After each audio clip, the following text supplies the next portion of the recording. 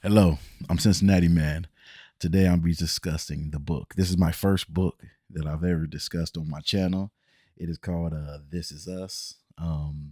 This is going to be, I normally don't say this, but I have to. This is going to be a spoiler review.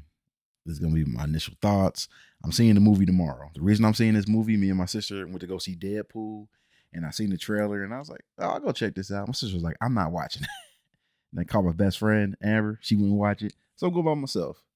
So I'm probably gonna dress like one of those Marvel characters, just like this, walking in to go see this movie by myself. It's gonna be very interesting. Can't say it's hilarious because that book, I only seen the trailer once, and I remember that I was like, wow, this is some jacked up stuff. So anyway, shout out to my homie Jay. Uh, she told me to read the book. She was the one that really pushed me to read this book. So let's get right into it. Lily, Lily Blossom Bloom. You know, when we opened up on the in the book and she's on top of a roof and she's thinking about how other people take their lives and everything, and she's like, "Oh, I'm fine. I won't take my life," but I can see how people get in embarrassing moments because she gave a non eulogy, and then she meets Ryle. I kept on saying Ryle, and I'm like, "Am I saying that wrong?" Because it's Kyle, but there's no R. It's a R, but it's not no K. So then I was like, "Okay, Ryle it is." So I'm hoping I'm saying that right the whole time, but whatever. And he was weird. He was standoffish. He was trying to be too. I didn't like him. I didn't like him. I didn't like him. I didn't like the first interaction. She had just talked to she had told him how her dad was a piece of shit and everything, and she was just kind of like sad and for her mom and everything, and he was just like, I want to have sex with you. It's like, dude, like read the room, man. Be respectful. And then he leaves and takes a picture of her and doesn't get her number. It was just weird. I didn't like it. And everything leading up to him um eventually sleeping with her, the it's interesting what people put up with in life when they like somebody initially. And I trust me, I ain't talking about I'm just talking about the initial courting. Cause I didn't think he was that smooth. I didn't think he was that cool. I think he was just an asshole. And that's another thing that was interesting about this book. They didn't have a character that straight up said, "Oh hell nah, nope." At first, his own sister was like, "Not him," but not for the reasons that we find out later. So part of me, halfway through the book, like, "Where's me at? Where's somebody like?" No, not him. But it worked that you didn't. So gotta give credit where credit's due. Um, and he's begging and pleading, "I gotta sleep with you. I gotta sleep with you," and it just it was such a disgusting like, ugh. Like it wasn't a respectful like, hey, we're attracted to each other. She was and I don't never want to be in a position in my life where I gotta beg to get some. Like I don't want no girl looking at me like, are you gonna beg me? Like, why can't we be respectful adults to each other? And he kind of brought that on himself because he was like, I'm pleading with you. And she's like, oh, really? It was just weird. And overall, I I just had this icky feeling about him, this weird feeling, and then it was confirmed. He backhanded her. He threw her down some steps. He what did he do? Choke her? He almost took advantage of it. Was just like and her mom went through all of this, and I was shocked because throughout the book, you had these happy moments where you almost forgot about stuff that was happening that happened to her in her past because she did a whole story how she used to write to Ellen about how her dad was abusive, and I thought she was well emotionally put together.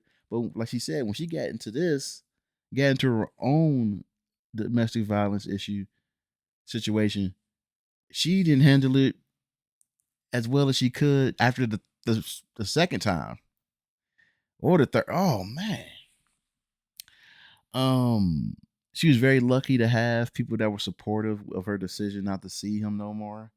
Because this whole thing could have spiraled. The his sister, Alyssa or Alyssa as they call her, that was a cool character. I mean, This is dealing with some rich. This is all a lot of money going on, a lot of money exchanging hands and everything. And Marshall, I like Marshall a lot, but there's one thing that irked me. It's that stuff really happened in real. I don't know. I could be that cool with him. Like, hey, he's here in the house. I'm here with him. We're just checking on. It's just something's wrong with that. Atlas, okay, he's the white knight, the knight in shining armor and everything. He's cool. He was scared to reach out for her. And this was the most upsetting thing about the book for me. One of the few things. She was like, we had that connection as teenagers, and then it's like 7-8 years later. It's like by the end of the book, this might be like 9 years later, whatever. But the thing that drove me nuts was when she had got abused and she went to go see him and they had talked and everything, and she was like, "Why didn't you ever come see me?" First of all, I'm glad they cleared it up, and he did see her. He did come and see her, But my issue was this: he got his ass whooped by your father. Your father beat him almost to death. So this notion of like, he didn't come and try to find me. Maybe he don't have to. He ain't got to come find you. He didn't have to take you back in. He confronted you about your abuse, and what did you do? He could tell you were being abused, and you looked at him and being like, I'm more nervous around you than him. He was too good for you. This lowly boy, this lowly boy that was homeless at one point, couldn't get his life together, was all sad and depressed. He ended up being too good for you. And the notion that he almost didn't do enough to find you, come on now. Come on.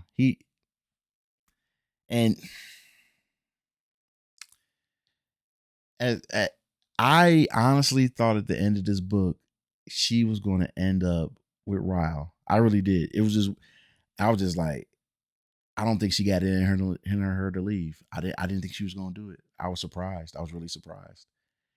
And part of me was like, you know what? I'm okay with her not getting with Atlas. It's fine. Besides my thing, like, oh, he could do better. No, let her find herself. Let her figure it out for a little bit. Don't be one of these people that be like, oh, I'm a sabbatical. I'm trying to find myself, and you gonna look up at 7 years later, you ain't found shit. But I just want her to give her some time to realize some things. And she did. And then she chased after Atlas. And I was there was parts of this book that made me happy. There's part of the book that made me mortified. And then there was, at the end, I was cautiously optimistic. I wasn't happy because it was the epilogue. I wasn't happy, but I wasn't sad. But I'll tell you, the last like 7 chapters of this book, probably every time Ryle's name's mentioned, I just get so mad. Because I've known women that told me stuff after they got relationships with people with guys I didn't even meet. They was they would tell me like, oh, this guy did this, this guy did that. But when they were talking to them outside, it'd be like, oh, he's such a sweet person. He's so kind. And then when they break up and they take stories like, oh, he hit me once, or he verbally abused. I'm just looking like, then why are you talking about him so glowingly? And it's like, oh, because we had good times. It's like, and that damn phrase, when it was like, there are no bad people, just people that do bad things. Like it. And Ryle's dead, a psychiatrist. Nobody knew this dude was a psycho. He's borderline a psycho. Ryle might end up being Dexter. I don't know. Y'all, everything got glossed over a little bit with that. I don't know about that. I'm happy I'm happy her mother told her the right thing. Like, yeah, get out. Don't you got to know your limits. And she was confused by it, and she was like, no, like, you let somebody beat on you so much, you keep on moving what your limits are. You'll just keep taking stuff. 5 years of this. Oh, he didn't punch me this time. He only slapped me. It was like, wow. Woo. I don't know how the author. I remember when I opened up the book, it was like dedicated to my mom and father. I was like, hey, if I had a kid, and they was like, I'm dedicating this abuse book to you. I'm like, don't, don't give me a pen name. Give me. I need an alias. Well, I look forward to seeing the movie tomorrow. I only seen the trailer once. I barely remember the trailer. Um,